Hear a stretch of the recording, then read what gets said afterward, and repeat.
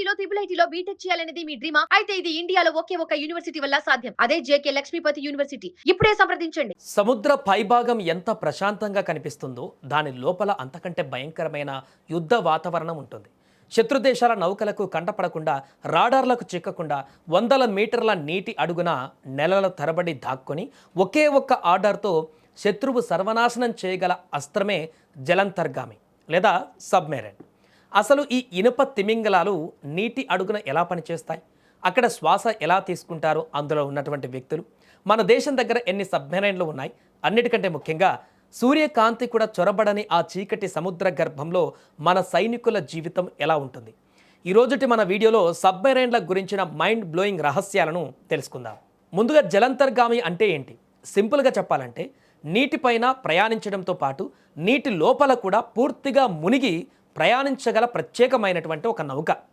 కానీ ఒక భారీ ఇనుప నౌక నీటిపై తేలుతూ మళ్ళీ కావాలనుకున్నప్పుడు లోపలికి ఎలా మునుగుతుంది? దీని వెనుక ఉన్నది ఆర్కిమెడిస్ సూత్రం. ప్రతి సబ్మెరైన్కు చుట్టూ బ్యాలస్ట్ ట్యాంకులు ఉంటాయి. నీటిలోకి మునగాలంటే ఈ ట్యాంకుల కవటాలు తెరిచి సముద్రపు నీటిని లోపలికి నింపుతారు. దీనివల్ల సబ్మెరైన్ బరువు పెరిగి నీటిలోకి మునిగిపోతుంది. నీటి పైకి రావాలంటే ట్యాంకులో ఉన్న నీటిని అత్యంత శక్తివంతమైన కంప్రెసర్ ఎయిర్ ద్వారా బయటకు నెట్టేస్తారు. ట్యాంకులు గాలితో నిండగానే సబ్మెరైన్ బరువు తగ్గి మళ్ళీ నీటిపైకి తేలుతుంది. సబ్మెరైన్లు ప్రధానంగా రెండు రకాలు. ఒకటి డీజిల్ ఎలక్ట్రిక్ సబ్మెరైన్. ఇవి బ్యాటరీలను రీఛార్జ్ చేసుకోవడానికి ప్రతి 2 లేదా 3 రోజులకు ఒకసారి నీటి పైకి అంటే సముద్రం పైకి రావాల్సి ఉంటుంది. న్యూక్లియర్ సబ్మెరైన్ రెండవది. ఇవి అణుశక్తితో పనిచేస్తాయి.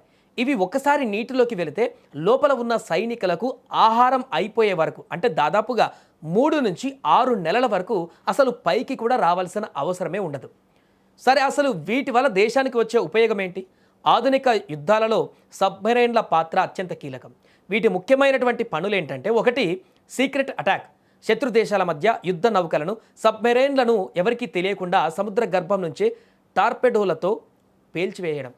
Number 2 nuclear deterrence. శత్రుదేశం మన భూమిపైన లేదా ఎయిర్ ఫోర్స్ స్టేషన్ల పైన అణుదాడి చేసి మనల్ని దెబ్బతీసిన సముద్రంలో దాగున్న మన జలంతర్గామి శత్రువులపైన తిరిగి అణుబాంబులతో దాడి చేయగలదు. నెంబర్ 3 గూఢాచార్యం. శత్రు దేశాల సముద్రపు సరిహద్దులలోకి వెళ్ళి వారి కదలికలను గమనిస్తూ సీక్రెట్ సమాచారాన్ని సేకరించడం. సముద్ర వ్యాపారం, రక్షణ.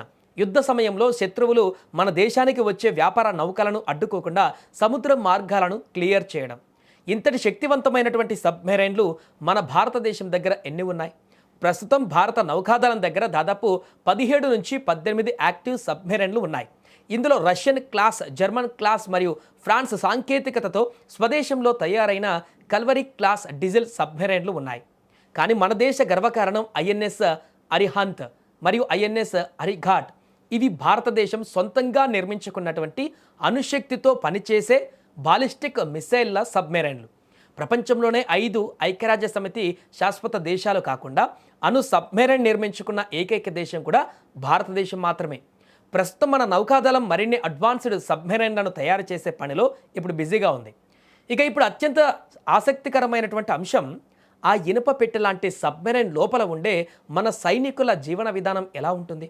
ఒక సబ్మెరైన్ పరిమాణాన్ని బట్టి అందులో దాదాపు 50 నుంచి 120 మంది సైనికులు మరియు అధికారులు కూడా అందులో పనిచేస్తారు.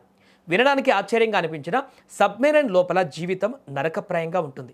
అక్కడ స్పేస్ చాలా తక్కువగా ఉంటుంది. అండ్ ఎంత తక్కువ అంటే ఒకే బెడ్ను 3 సైనికులు షిఫ్ట్ల వారీగా వాడుకోవాలి.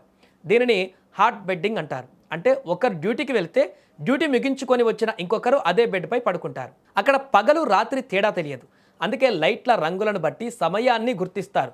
నెలల తరబడి సూర్యరశ్మి ఉండదు, స్వచ్ఛమైన గాలి దొరకదు. సబ్మెరైన్ లోపల ఉండే ప్రత్యేక మిషన్ల ద్వారానే ఆక్సిజన్ తయారు చేస్తారు. వాటర్ కూడా చాలా లిమిటెడ్గా ఉంటుంది. సైనికులు వారానికి ఒకసారి మాత్రమే స్నానం చేయాలి. కానీ ఇంతటి కష్టమైన పరిస్థితుల్లో కూడా మన దేశం కోసం వారు నిరంతరం అలర్ట్గా ఉంటూ సముద్ర సరిహద్దులను కాపాడుతున్నారు.